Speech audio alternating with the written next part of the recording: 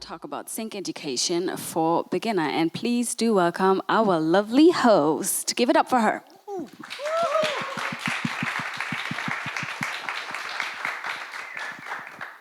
I've always asked every person hosting a panel, what can we expect in your panel? Can you already share with us? Oh my, we can expect a lot of terminology.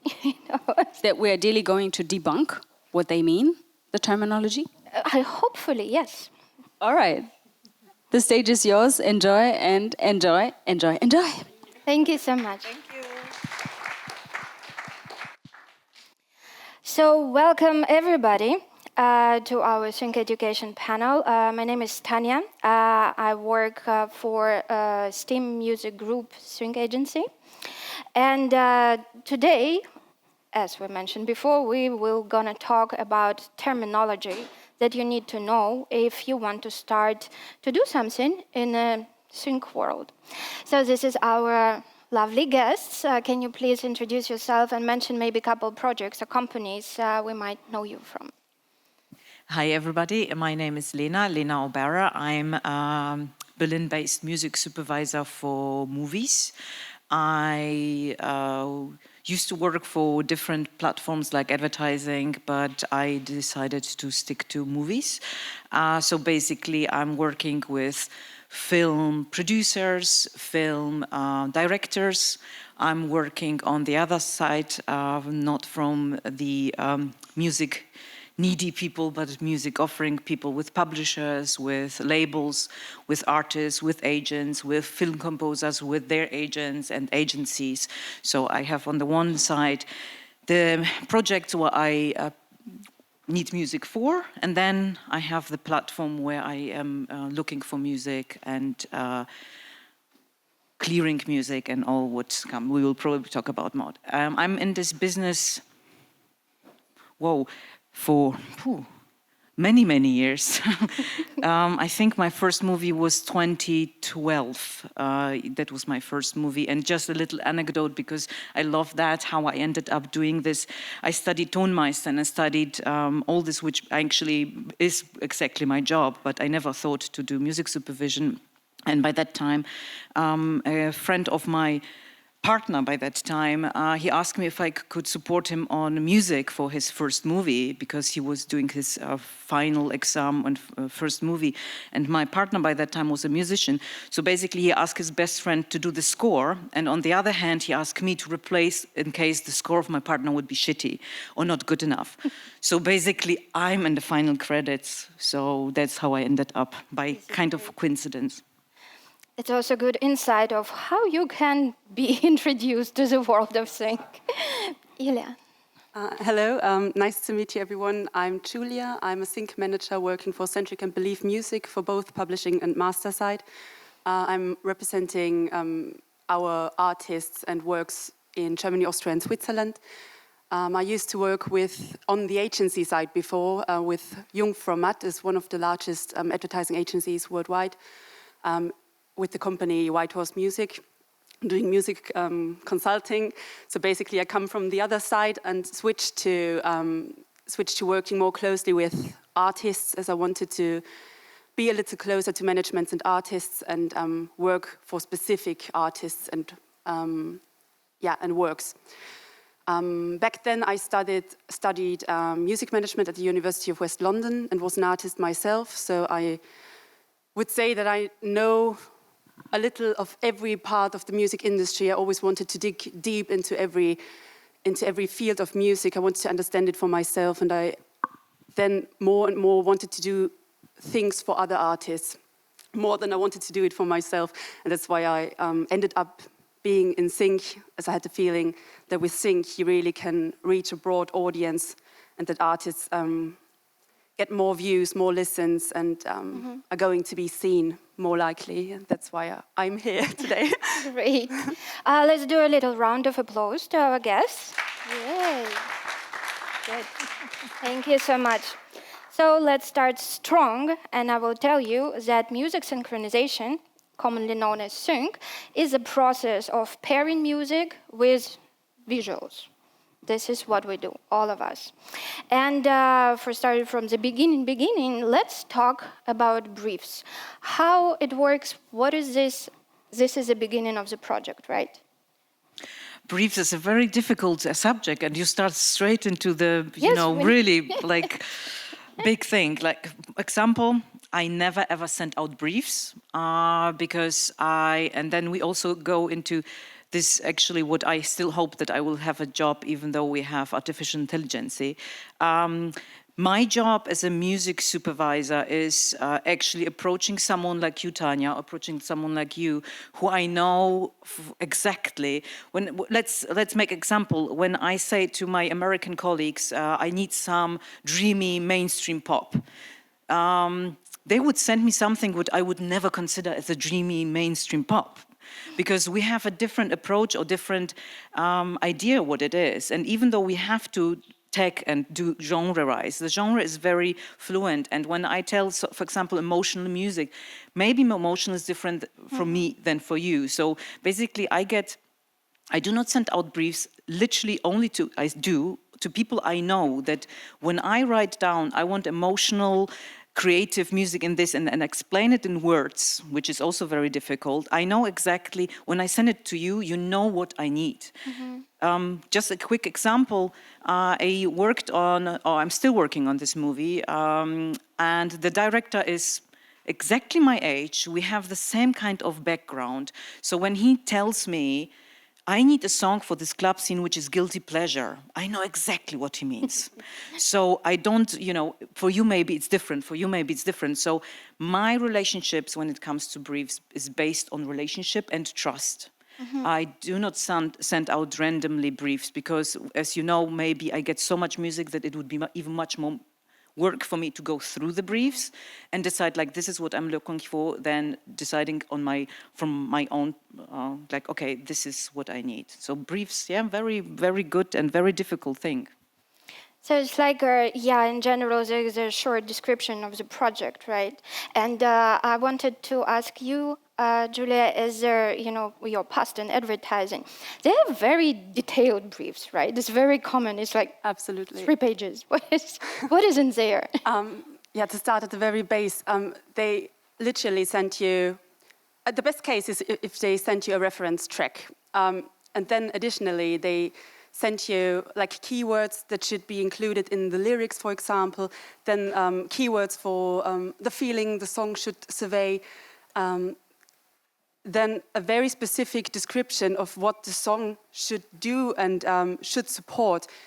In best case, you get a description of the film they want to produce, so that you can get a feeling of what they really want to show and can get your own thoughts on it and feel yourself more into this film they want to produce. So it's very specific. You get details about the film, about the lyrics, what they should include, about the music, about the rhythmics. They tell you if you should send some songs with several cutting possibilities, for example, as it could be a film where they have different scenes or very fast-paced scenes.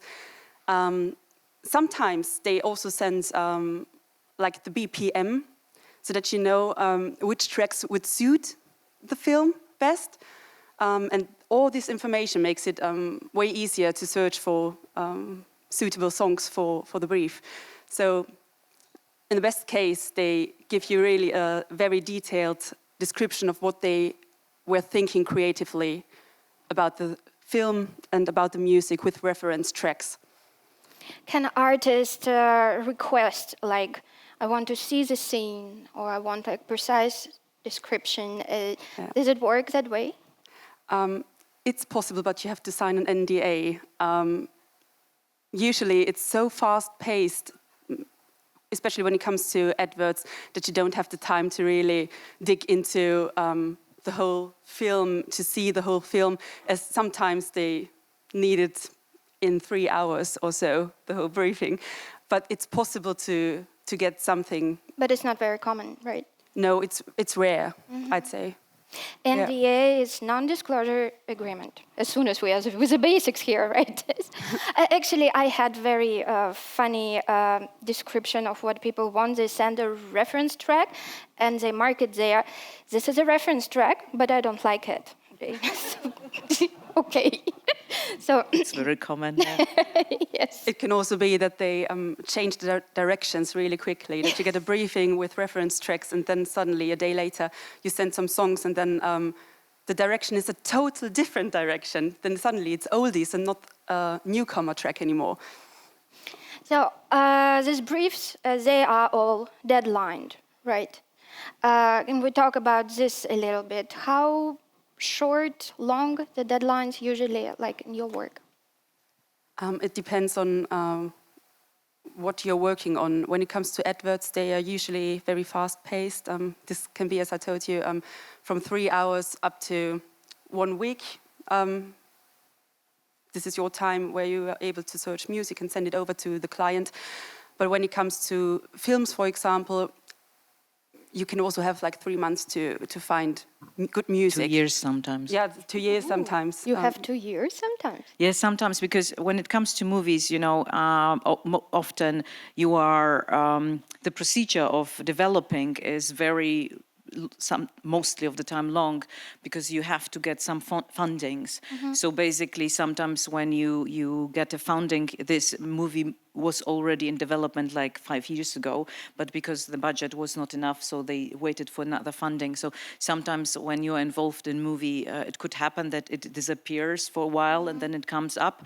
So and even though the last example, I worked on a German production company, but after, actually it was also because of funding, then the American company came in. So there was a co-production sitting on this, and then suddenly everything had to change. So basically my work was for almost 2 years. Like the first year was from the German perspective, and then because the American came in, we had to change the music. So when you work as a music supervisor, make sure that you also put in your agreement not just like the amount of songs or whatever, but also the timetable, like after 6 months, I need to get paid newly. Also for you as an artist, when we are talking about especially series, make sure that, for example, the series that you have the timing, because you might be still developing the score for the episode number 2, but the episode number 2 is sitting in, and then you have to change episode 1 because you have the review, and normally you have, I don't know how often it is in advertising, but sometimes you said like 2 changes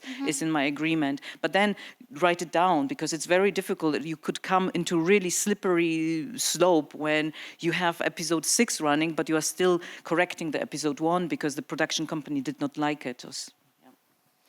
From my side as a sync agent, I want to say that my deadline's extremely short. All the time, it is from 2 hours to maybe 12 hours. And I also been asking music supervisors, like, why are you doing it? It's such a short notice. And also when the project is very big, what they told me, that they try to narrow down the amount of music that could be sent, because they should be able to listen everything. And this might be one of the reasons you should be prepared, that sometimes your sync agent or your publisher will call you and say now or never, and it is now or never. It's not a joke, not a drill, guys. So yeah, thank you. Let's talk about a very, very important key thing in sync is metadata. What's supposed to be in there, how it works, and things like this. Yes. I go for it. Basically, every information about the song is needed for metadata. The more, the better. This can range from lyrics to release date to authors and rights holders. The more metadata you have, the better it is for the client. When it comes to music search, the better it is for us as a publisher as well, to dig through the music, to search for suitable songs for campaigns. Every information really helps and makes music search clearer. Yeah, from my side, when I work on a movie, you know, I obviously often, because we will probably talk about also budget, or if not, I mention it, you never have enough money. Even though you are Mary Ramos, who does Quentin Tarantino, she never has enough money because it's always not enough money for music. So basically, when I need to, and I send out maybe these briefs, or I go to even production companies, and you know, I get all these emails with files to download. I have to make sure that that it's not just called the title of the movie, because this person who sent me the music just said like, okay, I found this in my library and the movie is called Treasure, so I called it Treasure Lena. And then I put it in my file, and then when, for example, the production says, or the director's like, listen, this song is great. And then I think, fuck. Who sent it to me? Who was it? Then I have to go through thousands of emails of music who has been sent to me, and I wonder who sent me this, because I need to know who was the owner, who has the copyright, who to ask. So basically, most important for me, it's not the title of the song, but for example, like artist. Copyright belongs to publishing this and this, master right belongs to this and this. So this is already something where I can, or when you are represented by a sync agent, this is a sync agency. So as many keywords I can, when I'm desperate and I don't know it anymore where the music came from, I can search for, or even I can Google it. And it's like, oh, okay, wait a second, there was Pam working for this agency. So that's... It makes the whole work faster. Yeah. This is great, yeah. Painful topic for me. One stop. It's a lot of misconception around it, even, you know, like from country to country. But in general, it is one term. It's just for some reason, some of the companies perceived it wrong. Let's talk about this. What is one stop? One stop for me is when you hold the master and the copyrights and you represent both sides. So clearing is easier as you are the person who can speak to both sides directly. You don't have to approach two sides. This makes the whole clearing process easier, faster. Yeah, and this is one stop. Sometimes, you know, like if you are master owner, and you know who is a publisher, this is not one stop, you know. And if you like just know this, well, you're supposed to represent them. One stop, it means a production company will deal with one company, with one person to whom you license both sides. They can talk for both sides. If you just know who is it, you can give the contact and blah, blah, blah. This is it clear? It's not one stop. Don't claim it that way. This makes it also easier for clients if they have just to approach one person, one team, and can clear the track way easier and faster. And that's why they say, oh, sometimes I'm just searching for one-stop tracks, as the whole curfew is really fast. We just have 1 to a few hours, and then one-stop tracks are like they like to see one-stop tracks then. Is it for movies important that it's like one stop, or the clearance process can be a bit longer? Well, it depends. First of all, the budget again.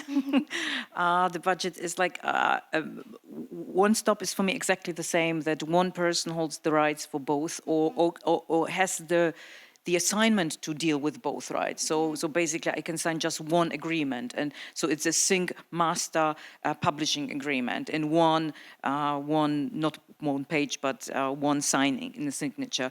And movies, I do work with this when, for example, we have to replace something, or there is so little money that I really have to go, for example, to libraries. Normally, when it comes to my job as a music supervisor to find composers, mostly the composers I work on, but not always. They are already having a publisher or a label, so it's already two people. And also songs, which I have to clear mostly is already publisher and masters. But in projects where I have less money, to be fair, because that's how it comes, then and time, it's always no time, no money. So basically then I search for help for one-stop agencies, one-stop libraries, and ask them to support me on several scenes. Yes, as soon as we mention about rights, can we just I heard a little bit, we talked about this before, but we work with master rights and with publishing rights, right? Can you explain a little bit which one is? It's pretty easy. It's like master rights represent the production, the rights of the production, usually held by the labels or the artists themselves. Then we have the publishing rights, also known as copyrights. These are the rights the authors, like the songwriters, hold. And usually you have you should have a publisher that represents your rights there. Yeah.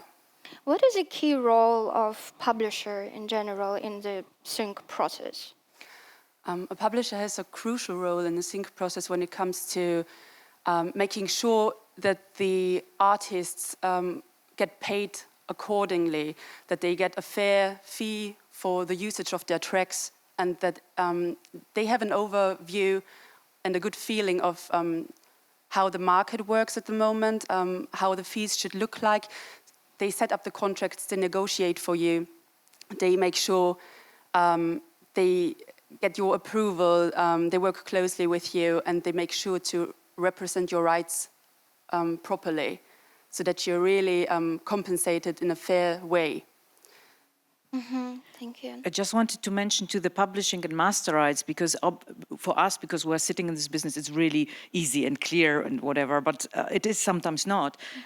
Because, okay, basically, publishing rights is according to your idea in your head. So you already have the intellectual property in your head, even though it's not out there. You can just sing it or whatever, and that's already your property. And only as soon as you put it on something where you can replay it, then you have the master rights. But which is also interesting, just an example from my music supervision life, like when I am invited for writing camps. And this is also something what you as a composer or manager or whoever should go in and clear it from the beginning. Because basically, yes, publishing rights, when you have several composers and artists sitting in a booth or a beautiful place or whatever it is and compose stuff, then let's say you have a group of 3 people, it should be divided by a third. But then who keeps the master rights? So because, for example, sometimes it's like, like say German Initiative für Musik is sponsoring you to go to Netherlands and participate with the Netherlandish composers. Make sure that you know who has the master rights. Because, for example, when I am going to a sync camp and I give you a brief and I tell you this is what I need for my scene, I assume I am the label, I'm acting as a label, and I keep the master rights.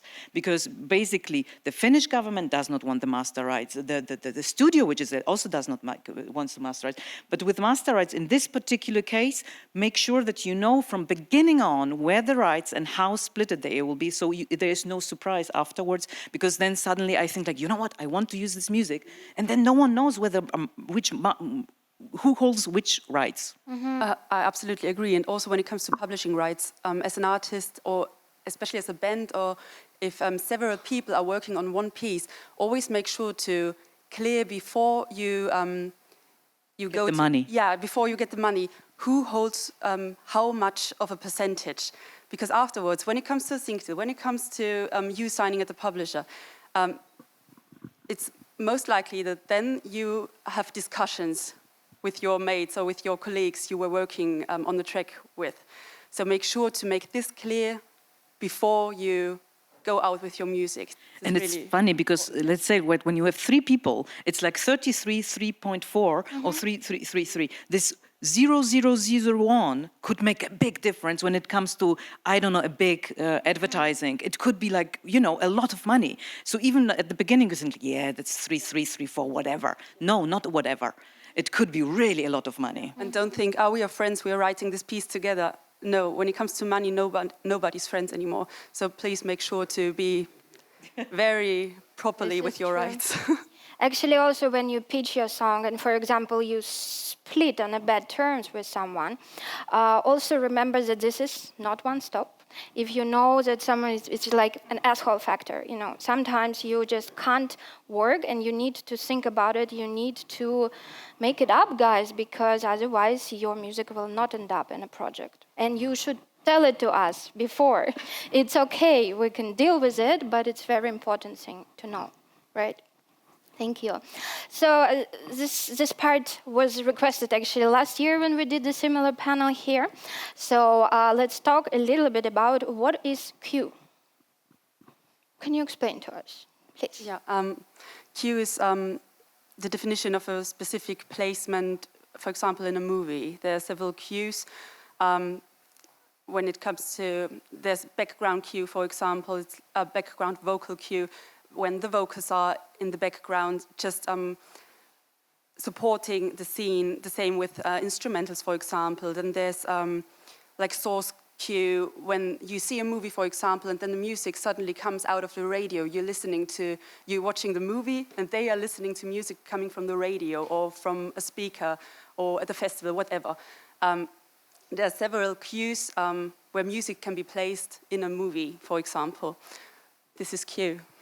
It also exists, like, for example, visual vocal cue, which is, I believe, when people sing your song, you know, so if something like... More money. If it's something like Glee or something like this, you know, they do sing.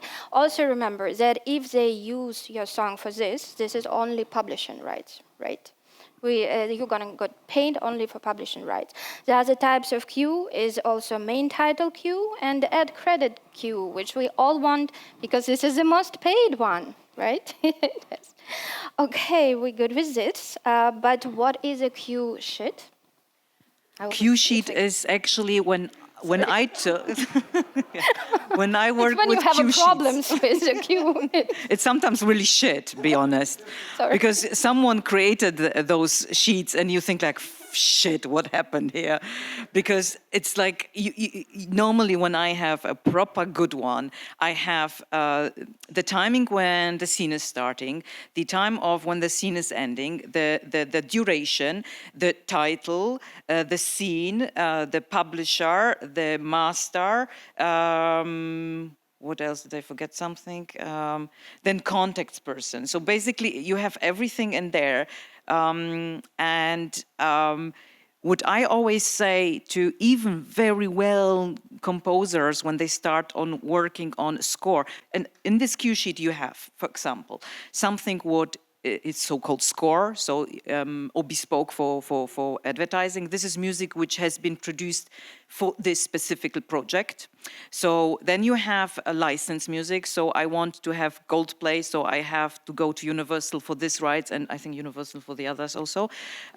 So you have these, and then you have replacement songs. Then you have, for example, songs which has been created for me at the Syncam. So you have several different, or then production music. So you have several kind of music in this cue sheet, which is, for example, for me important, especially when, or not especially, actually only, when I ask to score music or do bespoke, when you start to compose this music and you call it, for example, because in this scene there is, guy takes a hat off, and then they call it head off. And then suddenly, they call it differently because they thought like, oh, it's actually a nice song. Maybe I can call it Pretty Heads. Don't do that. Please stick to the title, or maybe because you would not be, I mean, for example, when I was still working in advertising, someone created bespoke and it was for L'Oréal Blonde. And so the title, the working title was L'Oréal Blonde. But then suddenly they noticed, oh, L'Oréal Blonde is not the right thing or whatever. And then they changed it to Atomic Blonde. So you have two titles. So, and this is the same music. And we are still in, you know, where the title counts. We still do not do fingerprint.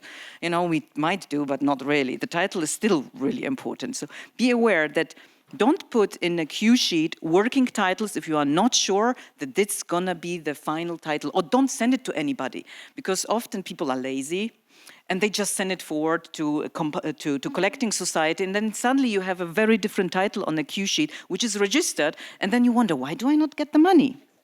So Who's supposed to fill in this cue sheet? production companies. Production companies. Yes. Okay. And who's supposed to submit it to PRO?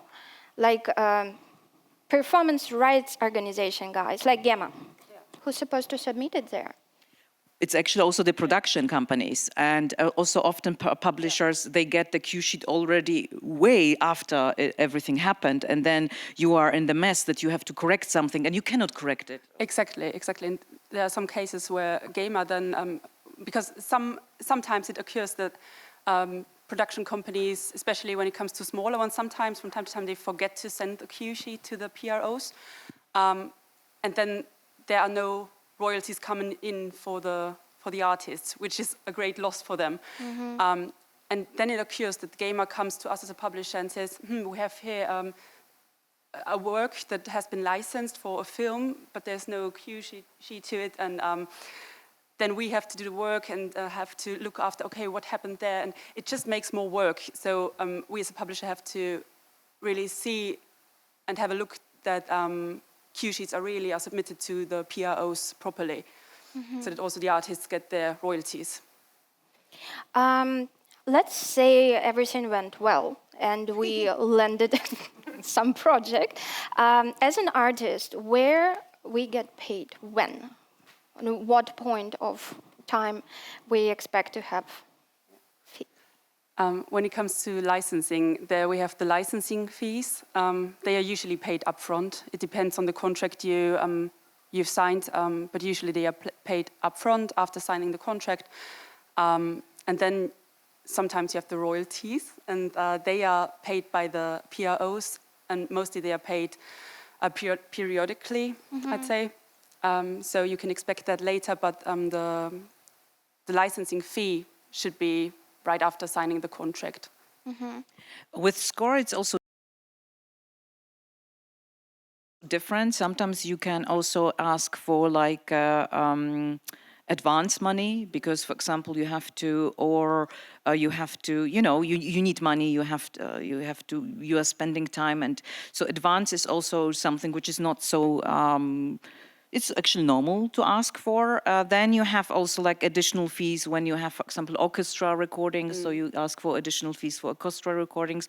And so basically the money for which is, because again, we are talking about sync fees which are not going just through the collecting society, then normally you would be paid after the contract is done, or whatever it says in the contract. Exactly. Could be different. And again, the royalties, like for example, in Germany, when your movie goes into cinemas, I think cinemas are paid once a year. Don't expect a lot of money from cinemas. Unfortunately, cinemas do not have good fees in Germany, which is really good when the movie ends up in television. Like, I wish I had some copyright of Triorischki, which is drei Aschenputtel, Haselnuschel for Aschenputtel, this with this fairy tale, this Czech fairy tale which plays before Christmas, like on every channel 5 times a day. This, I wish I could have like a little single %, so I would just retire. I'd love to have some too.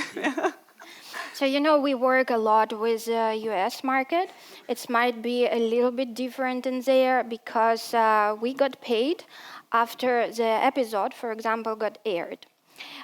If it never aired, you never got paid. We still have, like right now, we have several projects that just got shelved. Everything is signed, everything is confirmed, but the studio decides that they want to postpone it. So until the moment, they will not renew it. So you're not getting like automatically paid for this. You get paid if the project basically will take place. But for example, this TV show I'm talking about, they might delete it at all because it go a little bit to the other direction now from where universe developing, but maybe not. So we're still hoping that, maybe we can get paid someday. You know, Also, sorry. Also, demo fees. I just want to say, like, especially when you work on also movies and advertising, like, dare to ask for demo fees, because sometimes, you know, you sit the entire night because it's advertising, and you are sitting in a studio and you are creating this music, and then you pitch it, and then it does not end up in the pitch, which often comes because there are so many people. But you know, I always say, like, don't dare to ask for demo fee, because you know it's your job and you spend time on that. Yeah, and time should be worth something. The same is, I wanted to add something to upfront fees when it comes to bespoke work in sync. Always make sure to get an upfront fee for your work, because, for example, if you license some or want to do bespoke work for any streaming company or any movie, whatever, it always can happen that the scene gets cut off, and or that they change direction quickly, and then you created a whole song, or I don't know, 30 seconds for a specific scene, and don't get paid for that, and that can be avoided by getting an upfront fee so that you be compensated for your time. Yeah. yeah, this is a good point. You know, sometimes in briefs, very often you have this term there in the end, all in, next to the price. What does it mean? All in general? Well, on in means for me, well, actually, now it's tricky because we have several. Normally, I would say in a perfect world, all in means that, let's say I have 10,000 euros, and this is exactly what I will pay for this particular song. So it's all in. So normally it would be 5,000 for the publishing and 5,000 for the label. So this is 10 all in. But we should not forget something like, so for example, union fees, which comes up for, especially, I mean, mainly when I work with recordings from America, there is something like union fees. You probably heard it. It's something where unions, it's a really great thing, and I really support unions. But for me, it's a tricky thing. Then suddenly I want to license a track where actually everybody told me it's 10 all in. But then suddenly the union, the recording union, comes up to me and it's like, well, you now used the recording of Rubinstein, and we want 3,000 euros from you because this recording has been made in this particular recording studio, and this is covered by union fee. And then suddenly it's not 10K, but 13K. And then I have to go to the production. It's like, oh, it's not 10, it's 13. So for me, all in should be also with union fees included. But normally in the perfect world where you don't have this particular things, 10K would be these two rights. If you have a representative like a sync agency, their fee included in all in. This is basically the last price. This is it. There will be nothing extra. It's for your representatives, for master, for publishing, for all fees extra. It's only this sum. Most of the time, it's not negotiable. Unfortunately, yeah. So, yep. I just had one idea, I'm sorry, but we have this most favorite nation, which is actually very important, because normally most favorite nation means that the competition between markets should be avoided. So basically, when a publisher gets 5,000 euros, the master side should also get 5,000 euros. Sometimes you don't have it. Example, I had to work with I Like to Move It. And there is this original track recorded by this guy, I forgot his name. But then you have the Hans Zimmer version, which was used for Madagascar. Yeah. And the film director wanted to use the Madagascar one. And it's like, forget about it. We will never get it. It's Hans Zimmer. He produced it. I mean, come on. And what is funny, this version was cheaper than the Shaggy. What is Shaggy? I don't know. But so it's... normally it should be my most favorite nation, but you have a different recording, so it is not my most favorite nation. Mm-hmm. Okay, what about exclusive and non-exclusive type of usage? You can negotiate like non-exclusive, then the music, like the track, can be used in several adverts, for example, at the same time, or in several I don't know, media types at the same time. And then you have the exclusive type. You really have to wait if it's in your favor to just do it exclusive or non-exclusive, because if you do it exclusive, it can only be used for this specific client, for this specific project, for the agreed time and terms. And you can't do any other deal at the same time. that's on you, and you really have to wait if it's worth doing so or if it's not worth doing so. But there are clients that really want to make sure that they are the only ones, or brands that they are the only ones using this track. Yeah, and on the other hand, you have the non-exclusive parts where it can be licensed for several things at the same time.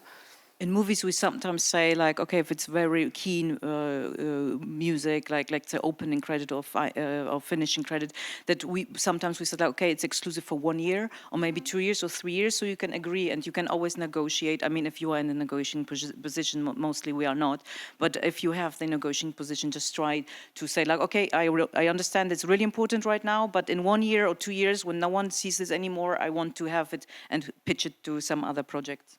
Yeah. Exactly. There is such a thing like a blanket licensing, which we have here in Germany. Can you please explain, like, shortly what it is and how the artist is supposed to get money if it is under blanket license? Yeah, well, blanket license usually are used by TV, for example. Advertising agencies are also trying to get more into the field of blanket license. They are using like a bunch of music you represent, for example, under a fee you negotiated before or under a percentage you agreed on before. So they are able to use music and don't have to clear every track for specific terms on their own. So they can decide, okay, I can take this track and I know this is the fee we are paying, these are the terms we agreed on. Do you basically get only royalties, or? For blanket licenses, yes. Yeah. In TV, normally it's like if it's in-house production, like let's say ARD is producing Gute Zeiten, Schlechte Zeiten, because it's a in-house production series. So they basically can use Madonna, Rihanna, they can use everybody. They have a deal like a radio station, so they don't need to ask for permission. But obviously they have to pay it through the minutes. And for example, minutes on ARD or CDVS are pretty well. There are blanket agreements in several different countries under several different. Like BBC has a huge blanket agreement. I think that they can even sell the production to other countries and it's still running under. I don't want to say anything because it's maybe, but I know that they have a huge one. And there are countries like, for example, Poland, that don't even have a blanket agreement. So even they are producing in-house, they have to ask for sync rights and they have to clear directly with you as the owner. Mm-hmm. I think like it's very important topic for a lot of artists is like the pricing, you know, like managing the expectations about pricing. Can we tell like a little bit, for example, I don't know, like background usage or something? Can you tell roughly numbers? Maybe it's, first of all, I always tend to tell artists and managements that it's the best description for a sync deal is that it's sometimes like winning the lottery, because there's so many musicians out there, there's so much music out there, so many people pitching music, that getting a sync deal is, sometimes it feels like winning the lottery, getting a sync deal done. But if you get a sync deal done, there are differences between a sync deal when it comes to streaming services, to films, to advertising. And the main thing you should know here is that advertising pays the most when it comes to the fees. Then you have like the streaming services and the films. There it depends on the production budget. But yeah, when it comes to advertisements, it really depends on the terms. It's not always the same, so you can't tell any general thing. But at least you can, you should speak about 15,000 up to 50,000, up to no limits. Really, that's advertising. And when it comes to movies, speaking about 3,000 to 15,000 roundabout, but also depending. Start from 500. Yeah. Because this is very, very common thing and a very big misconception with a lot of young artists. Even, you know, like we work with Disney. Disney pays 2,000 to 5,000 all in dollars for background usage. And everything you see, like for example TV, every big Marvel project done, they don't pay more for indie artists. Obviously, when it's like Taylor Swift and there she got her 100,000, but not us guys. And yeah, you should just remember about this. I just want to say that we have this working group from Deutsche Unabhängige Musikverband. So it's like the Association of Independent Music Publishers. And there is a working group with several people who are running a licensing department where they create like a list. So basically there is like a list where you can say, okay, this is approximately what I could expect. So it's not just like out of blue. And again, when you say like when, for example, let's say when I ask for Beastie Boys, probably because they never did a thing, they never agreed on anything. So you have no idea how much they could ask. So then it's like, ooh, okay, we ask for 2 million. Or, but there is a list, and if you're interested, I'm not sure if it's open to everybody or you have to be a member, not sure. But there is a list where you can Google or find out what the fee might be, like Netflix or Disney production for this and this. There are people working on this, working in these groups. Yeah, it's always good to have references and to see where it's already been licensed before, for which terms. Is it nearly the same what we're trying to license right now? And then you have a roundabout feeling of what you can expect and what you can offer the clients, for example. So it always depends on how famous a track is, how often the artists tend to license their work. Some of them nearly never license something because they don't want to, or just being very specific with their works. Yeah, it depends on very, very many things. It's Please don't crazy. agree to license anything for free. Yeah. Even if this is your best friend, please do the contract. Please, this is your work, this is your money, this is how you live, and you should remember this, that your work has value. And even if it's 50 euro, which is horrible, it's still money. Please remember. And I think it's even not possible, even though we agree, like, okay, I want to use you, when I signed agreement, because I have to sign agreements, we have to agree at least on €1, because when we don't do that, then it's not, it's out of the legal space. So don't do the €1 deal with me. And there are also people out there trying to tell you, but you gain reach through the project, you should do it for free. It brings some value to your project. Don't listen. Don't listen. Your music is worth quite a lot. Never forget that. Yes. Okay, we are out of time completely, but maybe you have some short advice for people who just want to start to do something sync-wise. In movie business, I always tell people, if you are new and you have no references, you have no movies or scores you worked on, approach people like short movies. I always said like short movies, it's a very, it's a very quick and not quick, but, people who are starting the short movies, they also look for music. Pair with people who also start in this business, because these are very fruitful relationship. Like I always said to students who are studying music, please go to the Fachhochschule who does the direction or production, pair with them, and again, short movies, I always think it's a good start, because it's a kind of determines the project, but there's still money, so make contacts, approach people who are also starting this business, and that's Great my advice. And I suggest you to, if you're signed with a publisher, which I hope you are, and if you're signed with a label, if you're signed to a distribution deal, whatever, go and ask the ones who are responsible for you if sync rights are in your contracts, if they can be added as an addendum afterwards, if there are people in the company doing sync, and talk to them, speak to them, talk about your music, show them your music, and talk about syncability, talk about if there are chances to get your music into sync. This is very, very important. Even in any contract, there can be sync rights, even if it's non-exclusive. Make sure to check that and speak to your people there in your companies, or reach out to publishers if you don't have any yet. Great, thank you so much. It was very, very valuable, I hope, right? Little round of applause to our guests. And thank you for coming, and good luck in the sync world. Yeah. Thank you.